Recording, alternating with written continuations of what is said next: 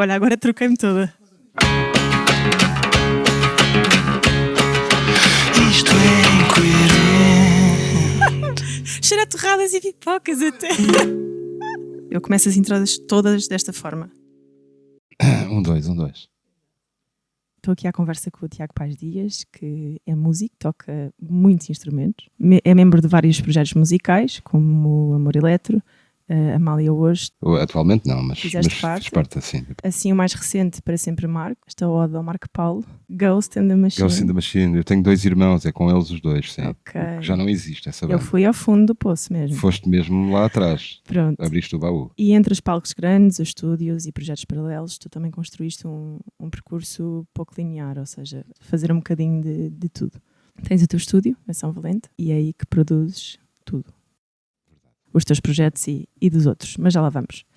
Vamos começar pelo básico. Tu tens projetos que pisam palcos enormes, com muita exposição, e depois tens assim os side projects que tu vais criando, e também fazes produção, quase em modo ghost, no sentido em que as pessoas sabem que tu produziste, mas se calhar para o consumidor final não chega. Eu acho que há aqui uma coisa importante que gostava de pôr em cima da mesa, que é precisamente o facto de tu teres projetos grandes e que funcionam muito bem, e bandas que obviamente que têm o seu retorno, têm um público muito fiel, com estrutura. Tu acabas por não estar numa posição de sobrevivência constante como estão muitos outros artistas. Ou seja, tu tens estes projetos que obviamente têm o retorno e também a rentabilidade, não é? Também crias para os outros, mas no panorama musical português, e eu acho importante mencionarmos, muitas vezes não dá para viver só de um projeto. No teu caso, é uma liberdade e estes projetos paralelos são uma escolha. Quando tu olhas para a realidade da maioria dos músicos em Portugal, achas que este sistema permite criar espaço para experimentar ou achas que as pessoas têm sempre que apostar mais naquela fórmula que funciona? Olha, eu acho que o mercado, assim muito resumidamente, eu acho que o mercado é pequeno demais para a quantidade de talento que nós temos neste país.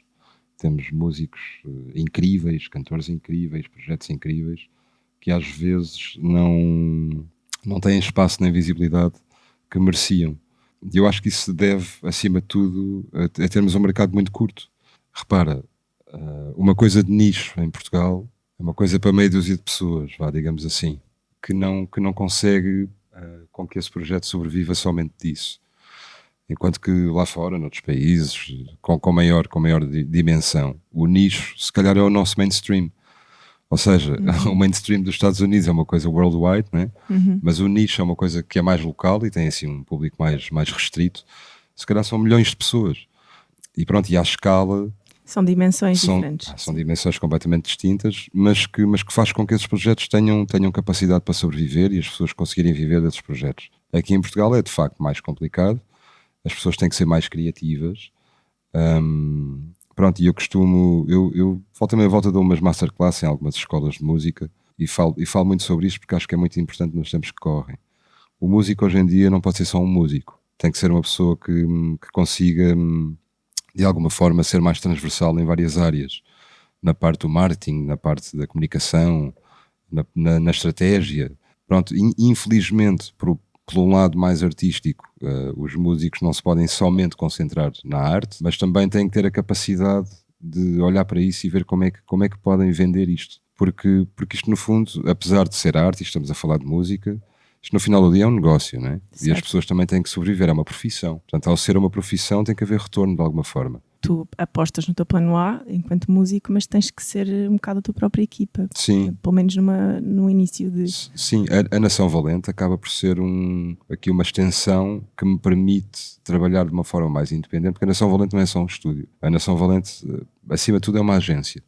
Tem o lado do estúdio, o lado da produção, mas também tem o lado da produção de eventos e de booking, né, de marcação de concertos, de criação, é uma espécie de um hub criativo no que toca a ideias um bocadinho mais fora da caixa, porque são tentativas também de dar alguma coisa ao público de diferente. Acho que a minha visão sobre isso é exatamente essa. Eu adoro música e eu faço música porque eu gosto. Pronto, acima de tudo é isto. E se eu achar piada a uma coisa, eu faço. Mas obviamente tenho a capacidade de analisar essa ideia e pensar que potencialidade é que tem esta ideia. Será que esta ideia tem pernas para andar no que toca à sua sobrevivência ou não, ou é só uma coisa só para a malta curtir. Mas tu também já tens esse músculo dessa triagem de a música pode ser boa, ou aliás, a música pode ser fraca. Nem tudo tem que ser um mega sucesso. Não, é verdade. Há muitos artistas e muitas músicas com uma enorme qualidade e não Sim, têm a exposição. não tem o formato que foi idealizado pela sociedade, não é? Não tem o formato que foi idealizado pelo mercado da Exato. música. Pronto, isto não tem aquela O que estrutura às e vezes aquela fórmula. O que às vezes é revoltante, lá está, É um é bocado, a questão da fórmula.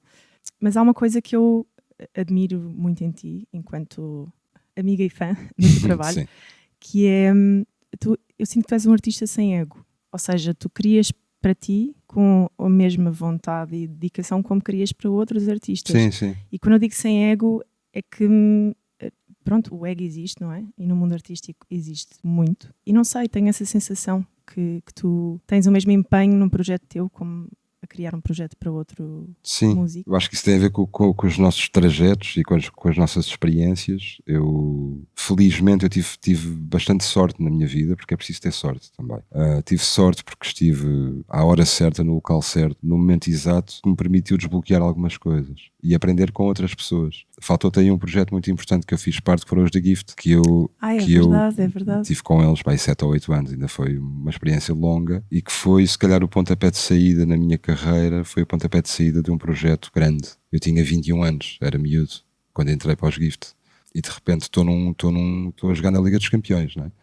E não percebia nada. A única coisa que eu percebia é que eu adorava música e até àquela altura, porque eu comecei a ter projetos e a ter bandas desde muito novo, desde os meus 15 a 16 anos, e estava super habituado àquela ótica de ir tocar para a garagem e fazer, sei lá, 5 ou 6 concertos por ano, e tocar para os amigos e para a família, e pronto, e eram os amigos que carregavam o backline, e éramos todos uma família muito unida, pronto. Mas eu acho que esse é o grande core, o meu grande core musical e artístico, parte da união e parte da partilha.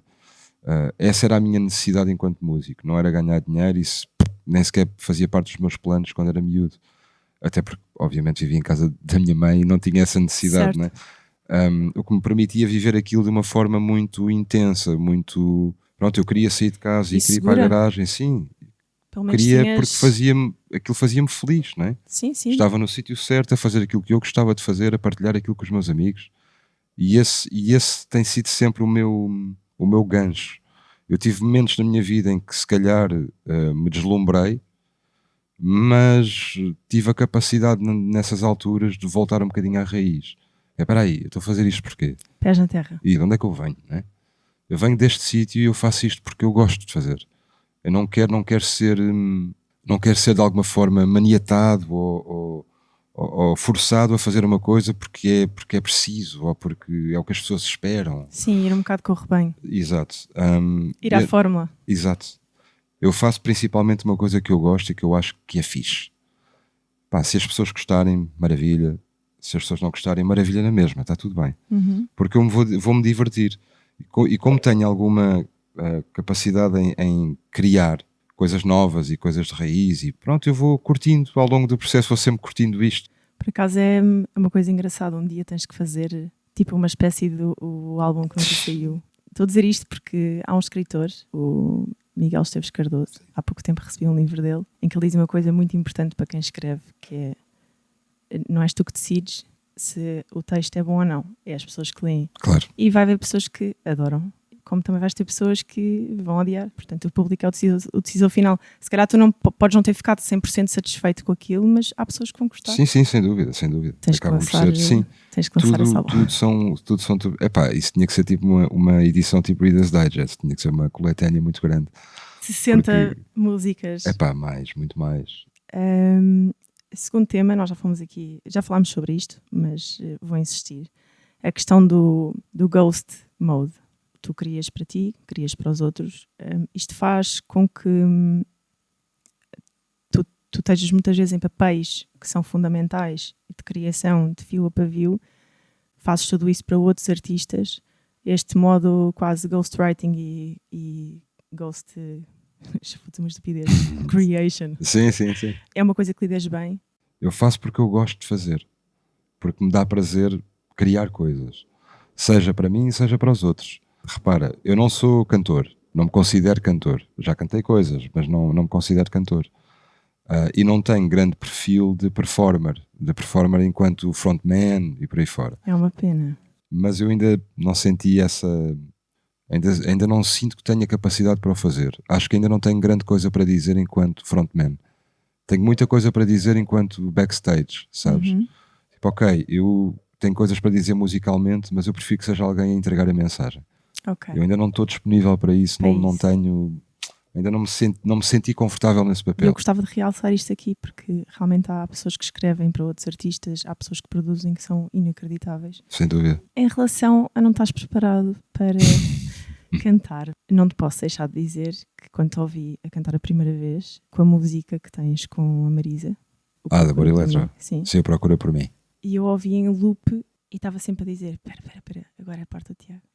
Mas isso tem uma história, essa Porque música. tu tens uma voz muito grave e fica super bonita. Essa música tem uma história muito relevante no que toca à minha participação nela. Pronto, eu não vou citar nomes porque não, Uhum.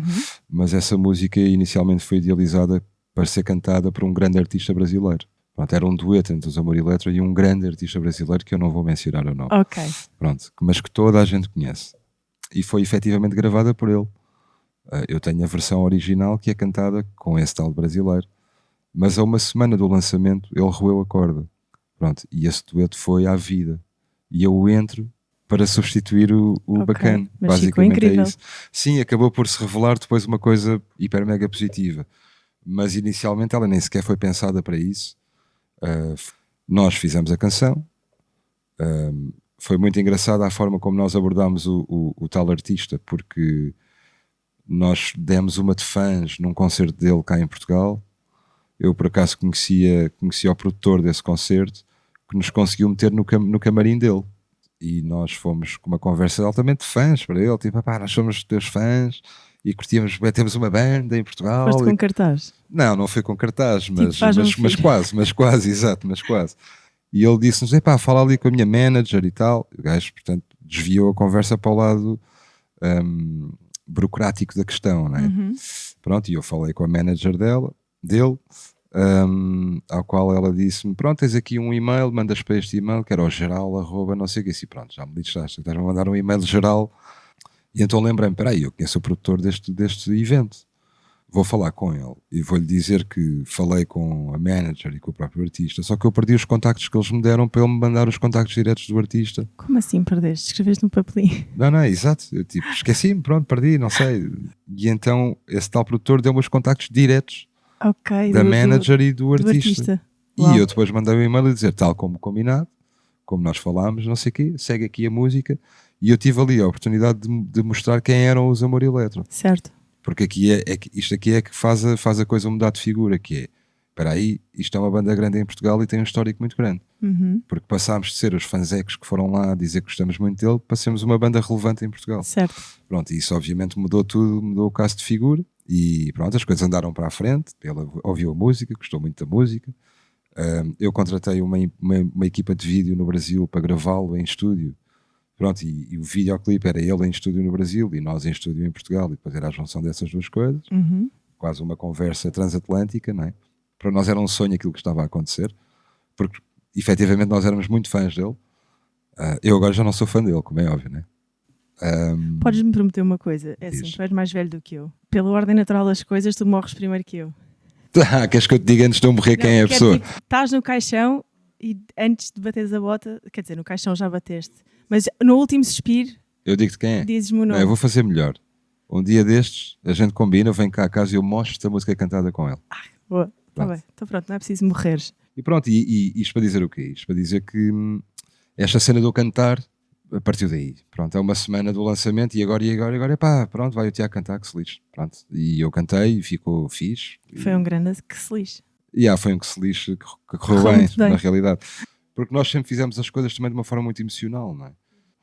E seria um sonho para nós concretizar esta cena, que era fazer um feat com um artista que nós somos fãs. Pronto, isto era o principal, não é porque o gajo é conhecido ou porque vende mais ou vende menos, isso é irrelevante. E nós sempre nos movemos assim, e portanto a minha escolha, ou a escolha de ser eu, partiu daí, partiu também de uma questão emocional. Claro. Se tu não me contasses esta história, eu achei que a música tinha mesmo sido feita para tu cantares a tua Não. parte. E acho que vai surpreender muita gente, porque quem conhece a música nunca me passaria pela cabeça, tipo, foi uma solução a penso rápido. Tipo, Pá, vai foi, ter que mas ser. obviamente depois quando eu gravei, ou seja, não perdeu o sentido, se calhar até ganhou mais sentido. Muito bem. Olha, vamos passar aqui à terceira questão. Vamos. Tu, enquanto artista, há sempre pedidos, e eu queria falar um bocadinho sobre a arte de dizer que não, que é um ponto um bocado delicado, mas é real e às vezes tem que acontecer. Eu imagino que ao longo do teu percurso tenhas tido muitos convites que até podiam ser interessantes e que alguns aceitaste, outros acabaste por recusar. O que é que custa mais? Dizer que não ou explicar porque é que não? Eu já disse que não a coisas que se calhar para outras pessoas era muito relevante ou muito interessante. Imagina, dissemos que não ao Alejandro Sanz, por exemplo, fazer um feat com o Alejandro Sanz, por uma razão muito simples, e nós gostamos bem dele. A música que ele nos apresentou era uma grande porcaria Ok. e nós movemos-nos pela música, não é? Portanto, Isto vai não é por ficar a ele ser um promo do artista grande. episódio. O quê? Isto vai ficar a promo do É, não é? episódio. Pá, naquele caso, e atenção, eu acho que isto é comum e transversal a qualquer músico. Nós não fazemos só músicas incríveis, nós fazemos muita porcaria também, não é? Claro. Isto, a música funciona como tentativa e erro, não é? Eu, para chegar a um sítio bonito e bom, se calhar tenho que passar por alguns processos meio Muita merda. manhosos, não é? Epá, isto se calhar não é fixe, meu. Se calhar isto por aqui não é. Olha, isto também não é fixe, por aqui não é. E tu vais fazendo uma triagem até chegares a um sítio fixe. Todos os músicos, todos os artistas têm músicas manhosas. Pronto, e naquele caso o que nós sentimos, aquilo é para nós, se calhar para outras pessoas, é que a música era incrível. Mas para nós não fazia sentido. Certo. Vamos passar aqui à parte das influências musicais. Tens alguma música que adoras? Um guilty pleasure. Sim. Os meus guilty pleasures, na realidade, eu partilho-os com o mundo, percebes? Não os guardo só para mim. E tenho muito orgulho neles. Eu cresci num seio familiar meio artístico. Os meus irmãos estavam ligados à música, a minha mãe estava ligada ao teatro, o meu avô estava ligado ao teatro e à música, o meu primo é cantor. Portanto, há aqui toda uma panóplia de pessoas à minha volta durante o meu crescimento que me deram coisas muito distintas umas das outras, desde fado, música clássica, funk, rock, heavy metal, soul, Motown, tantas coisas, jazz. Uma mistura de... É uma mescla de coisas. Quer dizer, eu lembro de estar em casa da minha avó e ouvia Gypsy Kings, mas depois estava em casa da minha mãe e ouvia Andrew Lloyd Webber, cenas de musicais. Sim, essa diversidade acaba por também ir buscar um bocadinho. É isso. Eu nunca me guiei num género, nunca tive num género. Não estavas numa gaveta? Não. Os meus irmãos ouviam, sei lá, T4 Corporation e Massive Attack e coisas assim do tipo. Mas depois também ouviam Bob Marley, The Doors e Pink Floyd, sei lá, é tanta coisa. Eu tenho três vinis pendurados na parede da minha sala, que eu olho para eles e eu penso, eu tenho que substituir isto todas as semanas, porque estes 3 vinis não representam nada, representam 1% das minhas influências. Certo. Que neste momento é Jamiroquai, Air e Pink Floyd. É muito difícil quando me perguntam quais são as tuas influências, eu digo tudo. Eu consigo excluir, é mais fácil eu excluir coisas. Tipo, não sou grande fã de reggaeton, não sou grande fã de funk brasileiro. Acho que é isso. Se calhar são assim os 2 estilos que eu menos me identifico. Para mim, a diferenciares a boa música e a má música é aquela que cumpre o seu propósito ou não. Percebes? Porque imagina, eu não posso definir que Kim Barreiros é má música. Não é. Certo. É boa música dentro do estilo que ele se apresenta. Aquilo que ele se propõe está super bem feito. Portanto tem que ser considerado boa música dentro daquele contexto, dentro daquele propósito. Sim. Eu posso não gostar, mas isso é gosto. Já é outra conversa, sim. Acho que deu para entender, não é? Que música é que ouves sozinho e que não dizes a ninguém, não passarias a ninguém? Música que é tipo a minha música para estar, que é a tua música.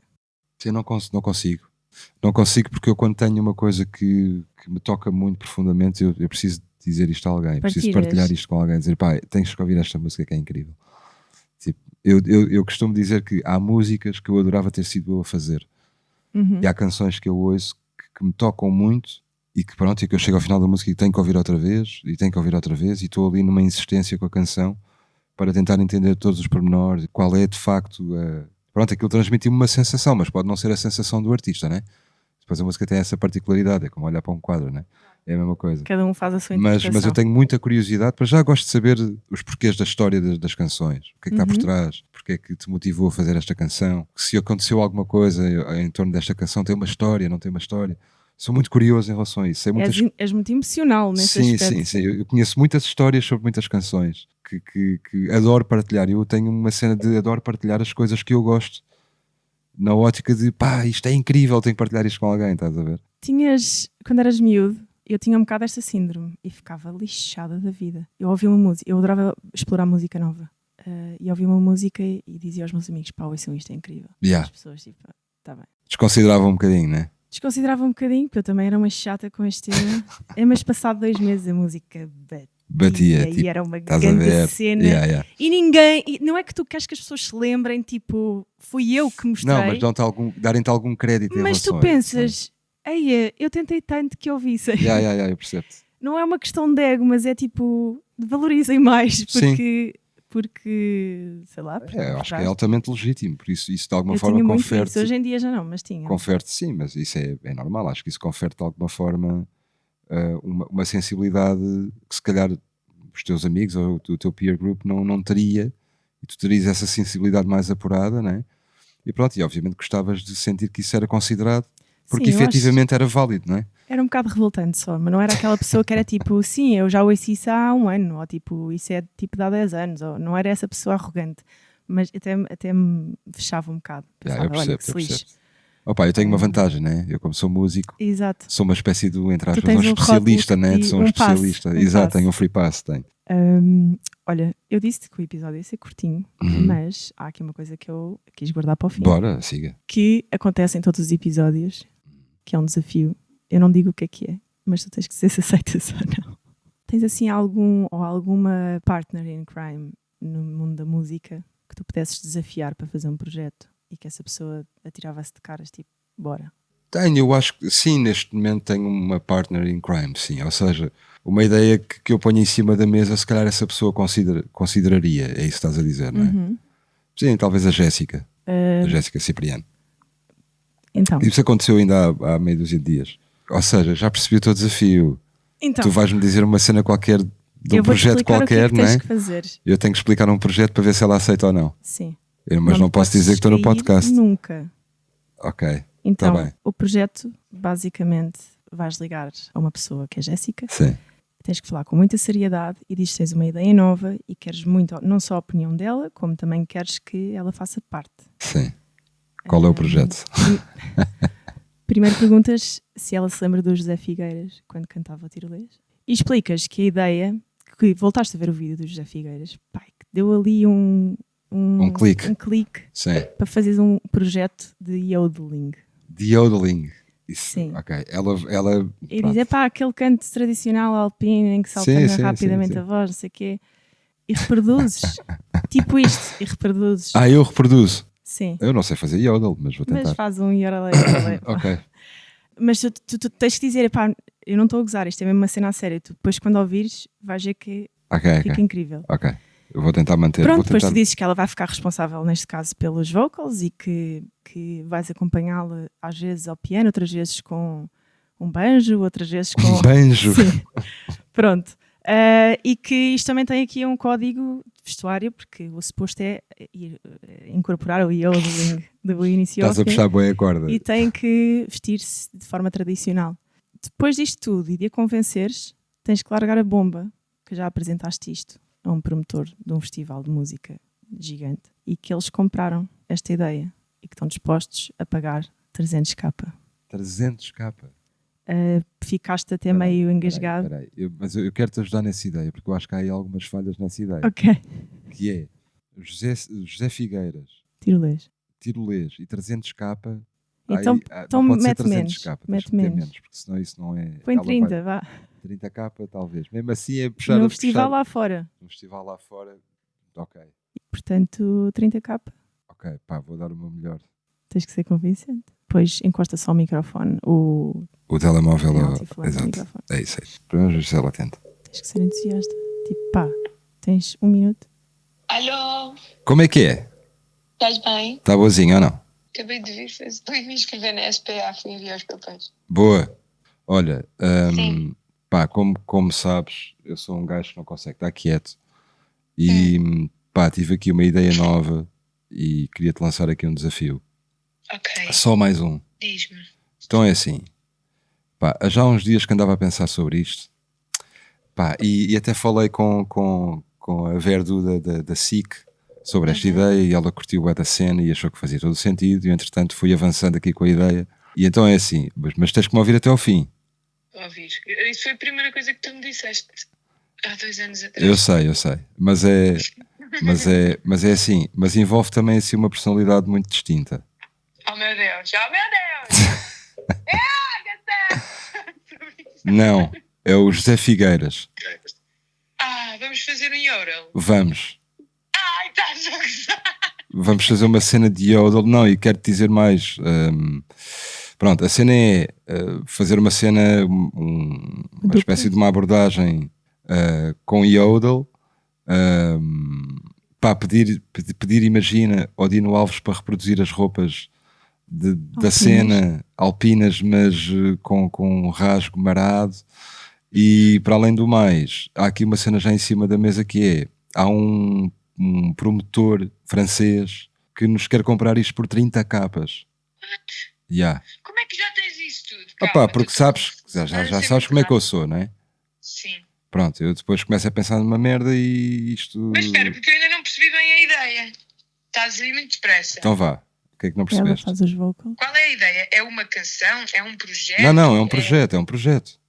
Ok. Todo em yodel. Pá, sim, maioritariamente sim. Sabes fazer? Sabes fazer yodel? Epá, é assim, acho que nunca tentei muito esmerar-me, mas posso descobrir. Acho que nunca tentei propriamente descobrir se conseguia. Mas, pá, Jéssica, se há alguém que consegue fazer és tu, meu, não me venhas com cenas. Também acho que sim, mas nunca explorei bem isso. Faz lá uma beca para eu ouvir. Olhei. Está perfeito, meu, está perfeito.